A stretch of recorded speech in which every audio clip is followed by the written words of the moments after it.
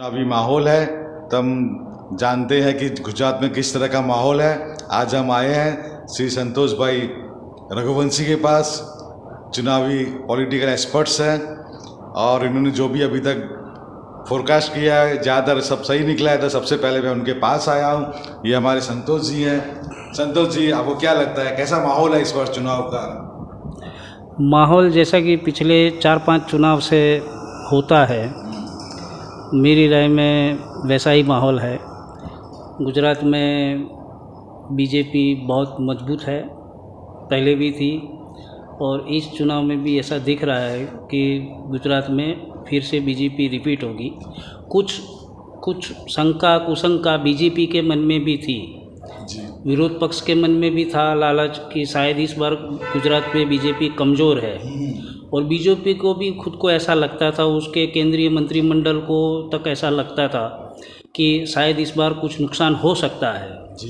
लेकिन जब से गुजरात की बीजेपी सरकार ने बिल्किस बानो वाले केस के जो 11 बलात्कार आरोपियों को छोड़ दिया है, तब से बीजेपी वापस मजबूत हो गई है। मजबूत यहाँ पे डाउटफुल लग रहा था, सब कह रहे थे कि डाउटफुल है। मैं काफ़ी लोगों से मिला। बिल्कुल, जैसा मैंने कहा कि बीजेपी को खुद को ऐसा लग रहा था कि इस बार उनको कुछ नुकसान हो सकता है, लेकिन जब से उन्होंने ये रेप आरोपितों की सज़ा माफ़ करके छोड़ दिया है, तो वो वापस मजबूत होती दिख रही है। लेकिन सब कह रहे हैं कि महंगाई बहुत ज़्यादा है, रोजगार नहीं है, किसान का प्रॉब्लम है, और काफ़ी सारे मुद्दे हैं। तो इस बार चुनाव में किस मुद्दे पे देखिए वोटिंग तो अमूमन हर चुनाव में सभी मुद्दों पे होता है।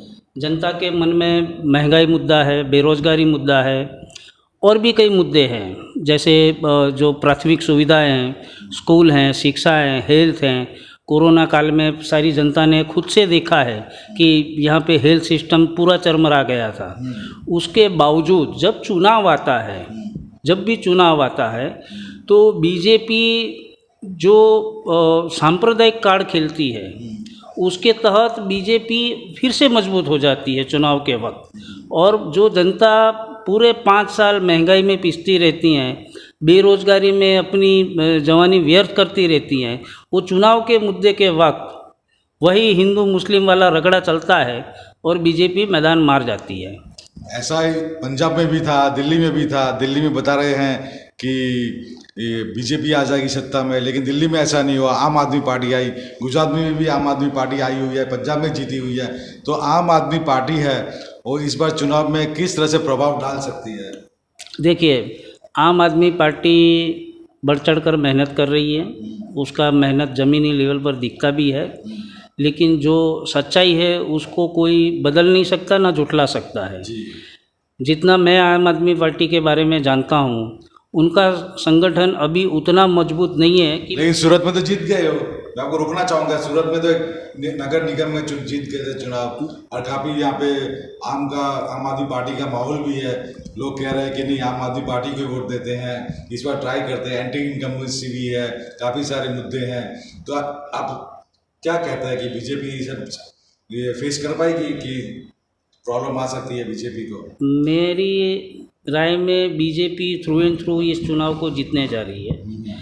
आम आदमी पार्टी में वो संगठन, वो ताकत आज भी नहीं है कि वो बीजेपी को हरा सके। और कांग्रेस के बारे में क्या कहेंगे? कांग्रेस तो अब खत्म हो चुकी है, लगभग खत्म हो चुकी है।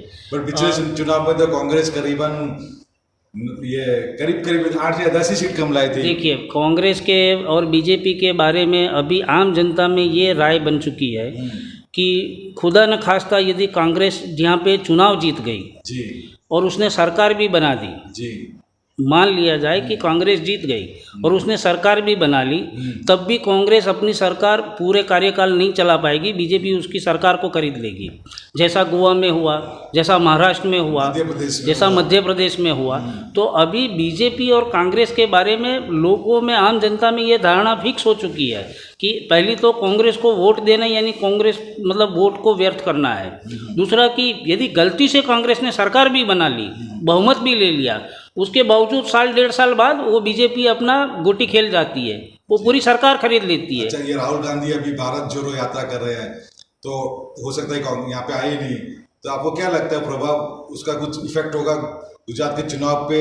भारत जोड़ो में भी काफ़ी अच्छा उनको ये मिल रहा है, रिस्पांस मिल रहा है, समर्थन मिल रहा है, तो उससे कुछ फर्क पड़ेगा? कांग्रेस को कुछ मजबूती मिलेगी या फिर वैसे के वैसे ही और भी खराब परिस्थिति में आ गई है?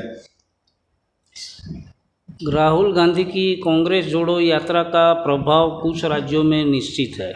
जी जिन 3-4 राज्य हैं, जैसे कि एक केरल हो गया, राजस्थान हो गया और मध्य प्रदेश में कुछ कुछ प्रभाव है। उन राज्यों में भारत जोड़ो यात्रा से राहुल गांधी की मेहनत से कांग्रेस को थोड़ा बहुत फ़ायदा हो सकता है।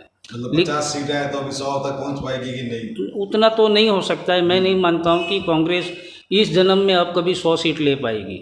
ऐसा हो गया। लेकिन कांग्रेस में राहुल गांधी को भारत जोड़ो यात्रा से पहले कांग्रेस जोड़ो यात्रा करनी चाहिए थी, बिल्कुल सही। जैसा अभी राजस्थान में घट रहा है।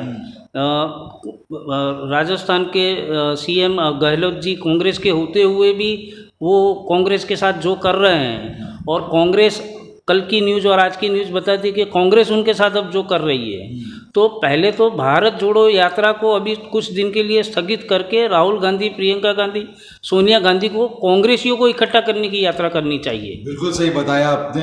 अब आप ये बताइए कि आपका आकलन क्या कहता है, किसको कितना सीट मिलेगा? बीजेपी 150 प्लस बोल रही है, तो उनको उतना सीट मिल पाएगा? कांग्रेस से कितना अंदाज से, मतलब आपको क्या लगता है? मैं ईमानदारी से बात की जाए तो मेरी राय में बीजेपी का इस चुनाव जीतना लगभग तय है। लेकिन जहाँ तक सीटों की बात है, जो बीजेपी दावा करती है, तो बीजेपी के दावे भले 150 प्लस के हो, लेकिन बीजेपी चाहे उतनी सीट जीत सकती है। गुजरात में 192 सीट में से बीजेपी 200 सीट भी जीत सकती है। 200 सीट जीतेगी, लेकिन क्योंकि ग्रामीण में इतना इफेक्ट नहीं है। लोग तरस रहे हैं, खाने के लिए नहीं मिल रहा है, स्कूल का व्यवस्था अच्छा नहीं है, कॉलेज में भी कुछ प्रॉब्लम है, चुनाव इमरजेंसी है। 27-28 साल से बीजेपी यहाँ पे है, तो लोग अभी बहुत थक गए हैं। ऐसा कुछ नहीं है यहाँ पे। ऐसा कुछ तब होता है जब चुनाव नहीं होता है। ये सारे मुद्दे जनता को स्पर्श करते हैं, जनता को तकलीफ देते हैं।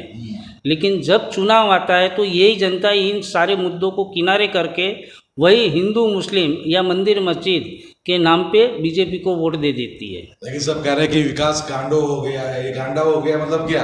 विकास गांडा का मतलब ये है कि सरकारी एडवर्टाइजमेंट, सरकारी विज्ञापन जो हाईवे पे, शहरों में बड़े बड़े होर्डिंगों में लगे होते हैं, न्यूज़पेपर में 20-20, 30-30 लाख की ऐड के विज्ञापन छपते हैं। कोई भी न्यूज़पेपर देख लो, उसमें फुल पेज या ड्यूल पेज या 3 पेज के विज्ञापन कंटिन्यूस चलते रहते हैं।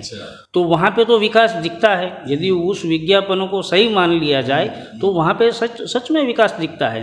लेकिन यदि रियलिटी पे आ जाया जाए, ज़मीन पे आ जाया जाए, आप रोड रास्ते देख लीजिए। रोड रास्ते भी हम आ रहे थे, हम क्या पे आते आते 1 घंटा लग हो गया। अब पे निकले थे, रास्ते में ब्रिज बन रहा है, कभी ये हो रहा है, कभी गड्ढे खुदे हुए हैं। आपको मैं एक चीज़ आपके नोटिस में एक चीज़ लाऊं। मेरी 28 टेनामेंट की सोसाइटी है। 28 टेनामेंट की सोसाइटी है। 28 टेनामेंट की सोसाइटी में मॉनसून ड्यूरेशन के दौरान 3 लेडीज़ों को कमर बेल्ट पहनना पड़ता है। इतने खड्डे हैं। मतलब कि आप रोड पे थोड़ा ध्यान से देखोगे तो कमर दर्द के पेशेंट की मात्रा में लगभग 2 गुनी रफ्तार आ गई है। अच्छा, ऐसा है। तो ये जो रोड रास्ते हैं, बाकी सारा जितना भी डेवलपमेंट है, जो मतलब एजुकेशन लेवल पे होना चाहिए, एम्प्लॉयमेंट लेवल पे होना चाहिए, हेल्थ लेवल पे होना चाहिए। आप कहीं पे भी कोई सामान्य हॉस्पिटल में चले जाइए, कुछ आपको दांत का थोड़ा सा सर्जरी कराना है, कुछ और कराना है, तो आपको 2-2 महीने बाद का डेट मिलता है। 2 महीने के बाद का डेट मिलता है? 2 महीने बाद का डेट मिलता है। तो जाते हो जाते हैं तुरंत ही? नहीं होता है। आपको मैं एड्रेस देता हूँ। खोखरा में एकमात्र अहमदाबाद का हॉस्पिटल है दांत का लिए। अच्छा, वहाँ पे कौन जाएगा? पब्लिक सरकारी में, प्राइवेट में जाना चाहिए ना, तुरंत कर देते हैं। यदि हमको सब काम हमारे प्राइवेट से करने हैं तो हमको सरकार चुनने का मतलब क्या है? सरकार क्या पैसा खाने और भ्रष्टाचार करने के लिए चुननी है हमको? अच्छा, ऐसा भी है। सरकार घोटालों के लिए चुननी है बस। और हमारे भूखे मरती पब्लिक से 80 करोड़ लोग 5 किलो अनाज की लाइन में लगे रहते हैं। गुजरात में तो 4 करोड़ की जनसंख्या या 6 करोड़। गुजरात में जितनी भी जनसंख्या है उसमें से 2.35 करोड़ लोग मुफ्त का अनाज एंजॉय करते हैं। मुफ्त का ना यहाँ गुजरात में भी मिल रहा है, सब जगह मिलता है, पूरे देश में मिलता है। ऐसा है। तो इस मुद्दे पे बीजेपी जीत जाएगी, आपको ऐसा लगता है? विकास पे, मेरी राय में गुजरात में धार्मिक जो ये पोलराइजेशन, धार्मिक ध्रुवीकरण के हिसाब से बीजेपी का गुजरात गढ़ रहा है, आज भी है। हो सकता है कि अगले चुनाव में आम आदमी पार्टी कुछ अपना संगठन मजबूत कर ले। और ये आम आदमी पार्टी और कांग्रेस पिछले दरवाजे से हाथ मिला ले तो क्या होगा? मुझे नहीं लगता कि कांग्रेस और आम आदमी पार्टी एक हो सकते हैं किसी भी मुद्दे पे, क्योंकि दोनों की विचारधारा एकदम विपरीत है। अच्छा, ये आपसे एक आखिरी सवाल पूछ रहा हूँ। जैसे कि आप देख रहे हैं अहमदाबाद में मेट्रो शुरू होने जा रहा है। ये मेट्रो काफ़ी टाइम बाद बना है अहमदाबाद में, आज शायद ओपनिंग भी है। तो मेट्रो किस तरह से ये चुनाव पे अपना प्रभाव डालेगा? निश्चित ये अहमदाबाद में वो भी है कि सभी जगह पे इसका इफेक्ट होगा? निश्चित तौर पे मेट्रो वो डेवलपमेंट साइन तो है ही बीजेपी सरकार का, लेकिन उसमें जनता अपने हिसाब से ये भी देखेगी कि मेट्रो योजना कितने साल पहले शुरू हुई थी और कितनी डिले होके मिल रही है।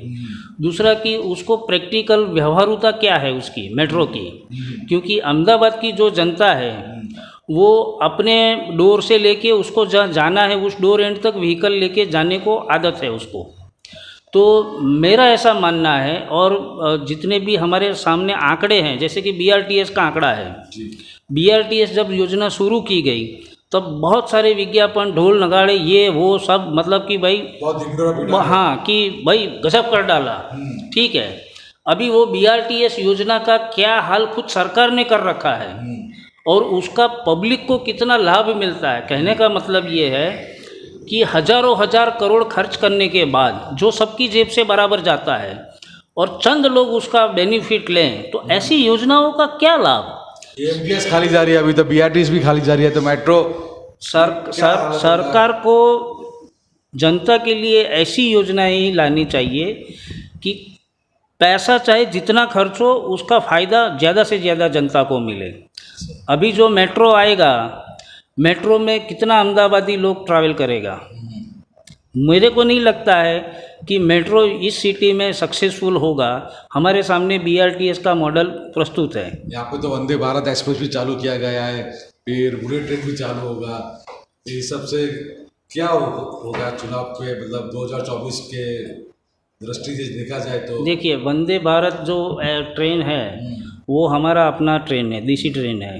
ठीक है, उसको मैं मानता हूँ कि वो देश के लिए एक उपलब्धि है, लेकिन उसके साथ में मेरा एक सवाल भी है।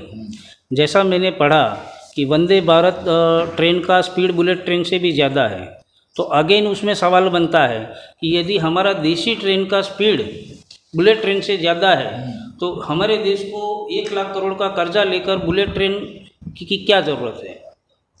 ज़्यादा नहीं है मेरे ख्याल से, बुलेट ट्रेन का कुछ ज़्यादा है, इसका तो 1.5 कम है वंदे भारत का। तो नहीं, बुलेट ट्रेन 2-3 गुना ज़्यादा है स्पीड। अभी मैं जो पढ़ रहा हूँ अखबार में, खास करके गोदी मीडिया में, जो हमेशा सरकार एक तरफ बीजेपी को सपोर्ट कर रहे हैं, उनके बारे में अच्छा बोल रहे हैं, और गोदी मीडिया भी बोल रहे हैं, ये दोहरापन क्यों? दोहरापन इसलिए है कि कोई भी वस्तु को विषयवार रखना चाहिए, और कोई भी ऑनेस्ट आदमी यदि विषयवार रहेगा तो अच्छी चीज़ों को वो सराहेगा, और जो चीज़ अच्छी नहीं है उसको वो छोड़ेगा। तो ये दोहरापन नहीं है, ये आदमी की सत्यवाचकता है। ठीक है, तो आखिरी सवाल, आप किस मुद्दे पे वोट देंगे? मैं वोट दूंगा कि मेरे एरिया का, यानी जिस विधानसभा में मेरा जो रिप्रेजेंटेटिव होगा वो कैसा आदमी है। यदि गुजरात सरकार ने जो 13 रेप आरोपित छोड़ दिए हैं उसमें से कोई एक मेरी विधानसभा में टिकट लेके बीजेपी से खड़ा हुआ तो मैं उसको हरगिज वोट नहीं दूंगा, काले कुत्ते को वोट देना पड़े तो दे दूंगा। अरे वाह, क्या बात है। लेकिन ऐसा क्यों वो छोड़ दिया? उनको छोड़ना चाहिए था कि नहीं छोड़ना चाहिए था? देखिए, ये तो एक कानूनी मसला है और मैं नहीं इसमें, लेकिन मैं एक जनमानस की बात करता हूँ कि कोई घर गुजरात में या देश में या पूरी दुनिया में ऐसा नहीं होगा जहाँ पे बहन नहीं होगी, बच्ची नहीं होगी, बेटी नहीं होगी, माँ नहीं होगी। तो जिसका भी एक थोड़ी देर के लिए मान लो कि मैं ही बीजेपी का समर्थक हूँ, तो मेरी पार्टी जब रेप आरोपित को छोड़ती है तो मैं घर जाके अपनी माँ को क्या जवाब दूंगा कि मैं बीजेपी को क्यों सपोर्ट कर रहा हूँ। मैं अपनी लड़की को क्या मुंह दिखाऊंगा। मेरी लड़की मेरे को पूछेगी, वो मुंह से नहीं तो आंखों से पूछेगी कि तुम ऐसी पार्टी में क्यों हो जो पार्टी 13 रेप आरोपित को छोड़ देती है, जो कानून से सजा पाए हुए हैं उनकी सजा माफ करके छोड़ देती है। ये तो सुप्रीम कोर्ट से मतलब कोर्ट से आया होगा फैसला। सुप्रीम कोर्ट ने सिर्फ इसकी विवेचना को कहा था कि इसमें आप देखिए क्या कर सकते हैं, और इन्होंने छोड़ दिया। इन्होंने सजा माफ करके छोड़ दिया। देखिए, एक सरकार इसलिए होती है, सरकार एक उदाहरण पेश करती है, सरकार एक मॉडल प्रस्तुत करती है। तो सरकार को ये ऐसे गंभीर अपराधियों को, जो खूंखार बलात्कारी हैं, जिन्होंने 5 साल की बच्ची को पांव से उठा के सर पटक के पत्थर पे दे के मार डाला था, ऐसे लोगों को छोड़ना कितना वाजिब है। सही है। तो अभी शुक्रिया अदा करते हैं आपका। Thank you. संतोष भाई ने बताया कि बीजेपी गुजरात में काफ़ी स्ट्रांग है, उनका गढ़ है, उनको यहाँ से उखाड़ फेंकना बहुत ही मुश्किल है। आम आदमी पार्टी कांग्रेस को काफ़ी टाइम लगेगा, कांग्रेस ख़त्म हो चुकी है। और बहुत बहुत धन्यवाद देता हूँ। मैं आपसे रिक्वेस्ट करता हूँ, हम चुनावी माहौल में चुनाव को कभी कभी कवरेज करेंगे, अलग अलग जगह पे जाके विश्लेषण करेंगे। अगर आपको इन सभी समाचारों में इंटरेस्ट है तो हमारे चैनल को सब्सक्राइब कीजिए, सब्सक्राइब बटन पे क्लिक कीजिए, लाल आइकन बेल आइकन पे क्लिक कीजिए और सब्सक्राइब कीजिए। बहुत बहुत धन्यवाद, बहुत बहुत धन्यवाद।